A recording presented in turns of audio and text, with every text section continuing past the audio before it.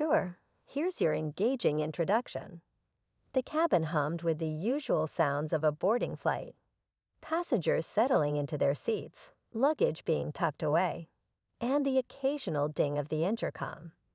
Among the travelers was an elderly black couple, Mr. and Mrs. Carter, dressed in elegant yet understated clothing.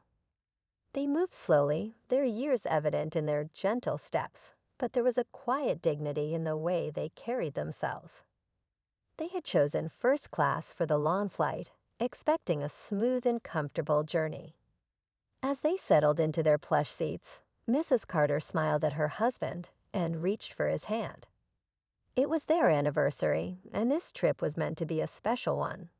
But just as they were beginning to relax, something happened that neither of them had anticipated. A young flight attendant, her uniform crisp and her expression unreadable, made her way down the aisle, offering drinks to passengers. When she reached the Carters, Mrs. Carter politely requested a bottle of water. The attendant's smile thinned, and without missing a beat, she responded curtly, "I'm sorry, but we only serve beverages after takeoff. You'll have to wait." Mrs. Carter, taken aback, glanced around. Just moments earlier, she had watched the same flight attendant hand bottled water to another passenger in first class, without hesitation. Confused, but not wanting to cause a scene, she simply nodded and looked away. Minutes passed. Then another passenger a few rows ahead made the same request. Without a second thought, the flight attendant obliged, handing over the water with a bright smile. The difference in treatment was subtle, yet impossible to ignore.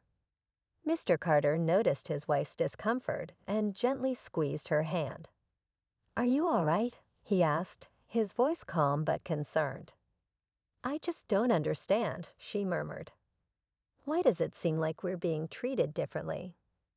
Before they could dwell on it further, the flight attendant returned, this time addressing them with a firmer tone. "Like I said, we serve beverages after takeoff. Please don't ask again." A heavy silence fell between them. Other passengers had started to notice, their eyes flicking toward the Carters, and then back to their phones or books, unwilling to get involved. The air felt thick, charged with something unspoken. But what the flight attendant didn't know, what she couldn't have possibly guessed, was that the Carters weren't just any passengers. They weren't just another elderly couple on vacation. They were the owners of the very airline she worked for. And soon she was about to find out. Mrs. Carter took a slow breath, steadying herself. She had spent decades handling situations far more difficult than this, but something about the way they were being dismissed stung in a way she hadn't felt in years. Mr. Carter, ever the patient one, glanced at his wife and gave a small nod, an unspoken agreement to stay calm. The flight attendant, seemingly satisfied that the couple wouldn't press the issue, turned on her heel and continued down the aisle. She chatted with other passengers, her tone polite, even cheerful at times. It was clear she knew how to provide good service. She had simply chosen not to in this case. A few minutes later, another flight attendant, an older woman with kind eyes, passed by. Mrs. Carter hesitated, then quietly asked, "Excuse me, ma'am, would it be possible to get some water?" The woman stopped, her expression immediately softening. "Of course, I'll bring you some right away," she said warmly. But before she could take another step, the first flight attendant, the one who had refused them earlier, suddenly reappeared. "They can wait," she said firmly, her voice sharp. The older flight attendant hesitated, her eyes flicking between the couple and her colleague. There was a brief, tense pause before she simply nodded and walked away, looking uncomfortable. Mr. Carter leaned back in his seat, his fingers lightly tapping on the armrest. His wife could see the look in his eyes. He was thinking, processing. This wasn't just about a bottle of water. It wasn't even about how they were being treated in this moment. It was about something bigger, something they had seen too many times before.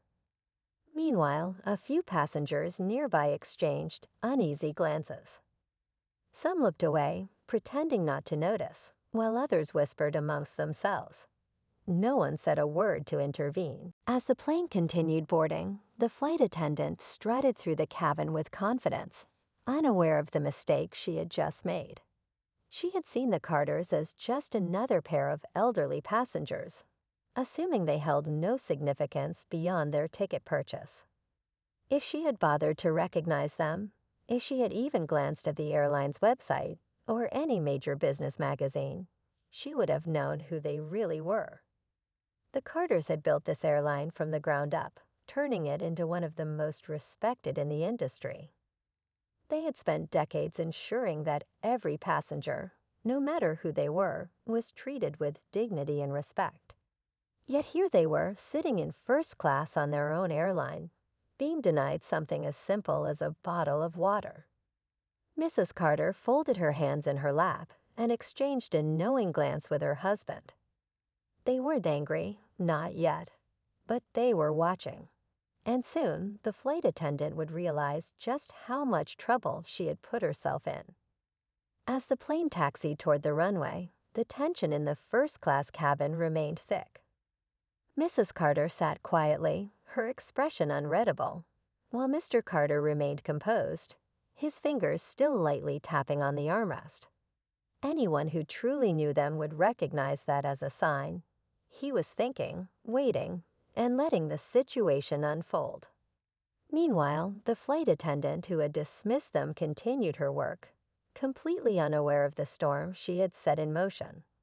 She moved through the cabin with confidence, smiling at select passengers, engaging in small talk, and ensuring that those she deemed important were comfortable. She barely spared the Carters a glance, assuming they had accepted her response and moved on. But not everyone was blind to what had happened. A young businessman seated a few rows ahead had been watching closely. He had seen the way the flight attendant handed out water to other passengers without hesitation. He had noticed how her entire demeanor changed when she spoke to the elderly couple. And he wasn't the only one.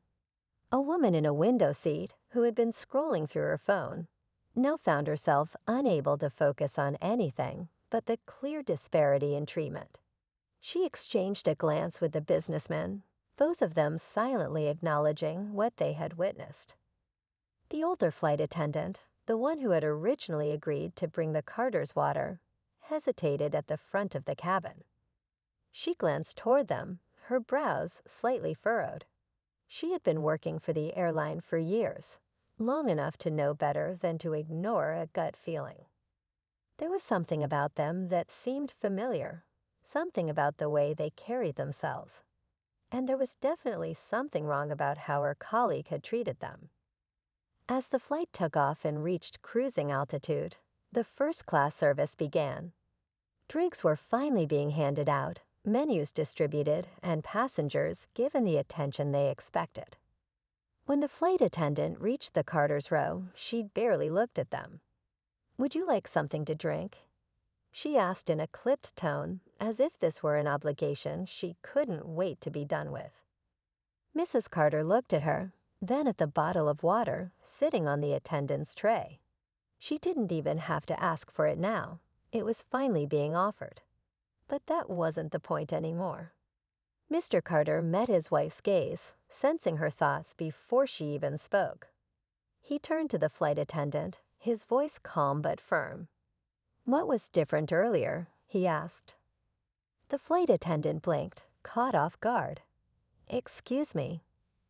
"What was different," he repeated, "when my wife asked for water before takeoff? You gave it to other passengers, but not us." "Why is that?"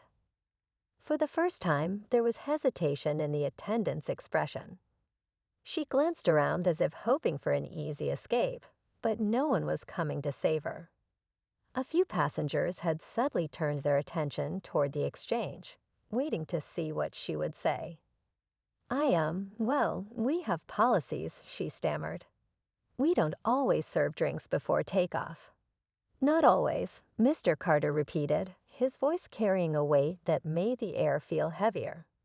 Yet you made exceptions, just not for us. The woman at the window seat finally spoke up. I saw it too, she said. You gave water to the man in 3A before takeoff, and the couple in 2B. The businessman chimed in as well. Yeah, it was pretty obvious. The flight attendant's face paled slightly. She opened her mouth as if to respond, but no words came out. The confidence she had carried earlier had suddenly vanished. The older flight attendant, the one who had been watching with concern, finally stepped forward. Her eyes flicked between the Carters and her colleague, and something seemed to click in her mind.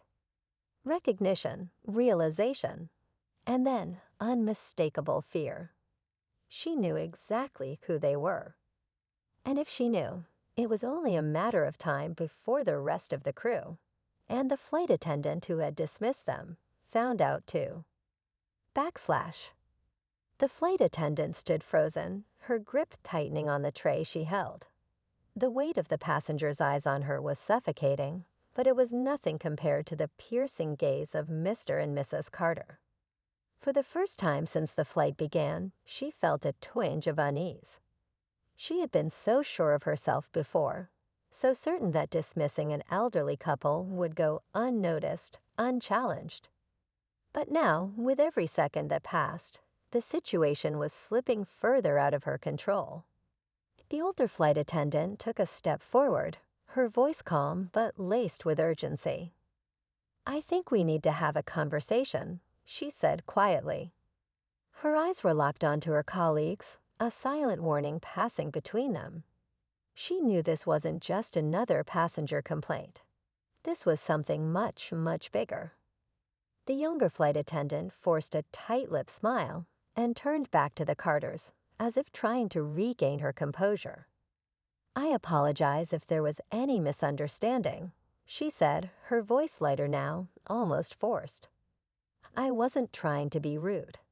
Sometimes we have to follow certain procedures. Mrs. Carter held up a hand, silencing her effortlessly. You made a choice, she said, her voice soft but unwavering. It wasn't about policy. It was about us. The words hung in the air, impossible to deny. The younger attendant's face reddened, her mouth opening as if to argue, but nothing came out. A murmur spread through the first-class cabin. More passengers had caught on now. Some whispered to each other, while others pretended not to listen but kept stealing glances. The businessman in the front row leaned forward slightly, curious to see where this was heading. The captain's voice crackled over the intercom, announcing their cruising altitude and estimated arrival time. It was routine, mundane, but to the flight attendant, it was a lifeline. A reminder that she was still at work, that she could still salvage this situation if she just played her cards right. Would you like something else to drink? She asked quickly, as if she could reset the moment. Mrs. Carter gave her a long, measured look before glancing at her husband. Mr. Carter let out a quiet sigh, shaking his head slightly. He had spent years in boardrooms, making billion-dollar decisions with nothing but a look. This moment, though small in comparison, carried the same weight. I think we're fine, he said simply. The older flight attendant stepped in then, clearing her throat. Ma'am, she said carefully, addressing Mrs. Carter. Would you mind if I had a quick word with you and your husband in private? The younger flight attendant stiffened. I don't think that's necessary, she cut in, her voice higher than before. The older woman ignored her, her focus solely on the Carters. Just a moment of your time, she said, her voice gentle but serious. Mrs. Carter exchanged a look with her husband. Then slowly she nodded. The older flight attendant gestured toward a small private area near the galley, where crew members took short breaks during long flights. Mr. and Mrs. Carter rose from their seats with quiet grace, their movements controlled, deliberate. The businessman in the front row watched with interest, while the woman by the window discreetly pulled out her phone, as if considering whether this was something worth documenting. As the Carters stepped past but deep down, she wasn't so sure anymore. In the galley, the older flight attendant motioned for the Carters to take a seat on the small bench against the wall. The hum of the engines filled the silence between them. She hesitated for a moment before speaking. "I just wanted to say," she began carefully, "that I know who you are." Mrs. Carter folded her hands in her lap, her expression calm. "Do you?" The flight attendant swallowed. "Yes, ma'am. Mr. Carter, Mrs. Carter, you own this airline." She exhaled sharply, as if saying it out loud made it all the more real. "I recognized you a few minutes ago, but I didn't want to say anything in front of everyone." Mr. Carter gave a slow nod. "I appreciate your discretion." His voice was even, unreadable. The flight attendant glanced toward the curtain, her expression uneasy. "Does she know?" Mrs. Carter shook her head. "Not yet." The woman's shoulders sagged slightly. "She's young," she said. "Not that it excuses anything, but she doesn't realize what she's done." Mr. Carter's eyes darkened. "That's the problem," he said. "She doesn't think she's done anything wrong." The flight attendant nodded, her lips pressing into a thin line. She had worked for the airline long enough to understand how serious this was. It wasn't just about customer service. It was about the company's values, the very foundation the Carters had built. Then, just as she opened her mouth to say something, the young woman hesitated before picking it up, her eyes scanning the elegant gold lettering. And then her stomach dropped. Carter Aviation Group. Her breath caught as she read the names below it: Charles and Evelyn Carter, founders and owners. The realization hit her like a punch to the gut. They weren't just wealthy passengers. They weren't just connected. They were the reason she even had a job in the first place. She started, but her voice failed her. Mrs. Carter gave her a long, measured look. "Now tell me," she said, tilting her head slightly, "if you had known who we were, would you have treated us differently?" The flight attendant's lips parted, but she couldn't find the words. Because the answer was obvious. And that was the real problem. The flight attendant's silence said everything. Her hands clenched the business card, her face pale as she processed the full weight of her mistake. The truth was undeniable. She had judged them before knowing who they were. And now she was sitting face to face with the very people who had the power to change the course of her career in an instant. Mrs. Carter let out a quiet sigh and glanced at her husband. Mr. Carter studied the young woman for a long moment before finally speaking. "We didn't come back here to humiliate you," he said. "We came to give you a moment to think, to understand why this matters." The flight attendant swallowed, her voice barely audible. "I do." "Do you?" Mrs. Carter asked gently. "Because this isn't just about us. It's about the way you see people. The way you decide who deserves respect and who doesn't." The young woman's eyes stung. She wanted to take back her actions, undo the choices she had made just an hour ago. But she couldn't. "I'm sorry," she whispered. "I really am." Mr. Carter nodded, but there was no triumph in his expression. "That's a start," he said. "But an apology only matters if it changes something." The older flight attendant, who had remained silent, finally stepped forward. "I'll make sure she gets the proper training,"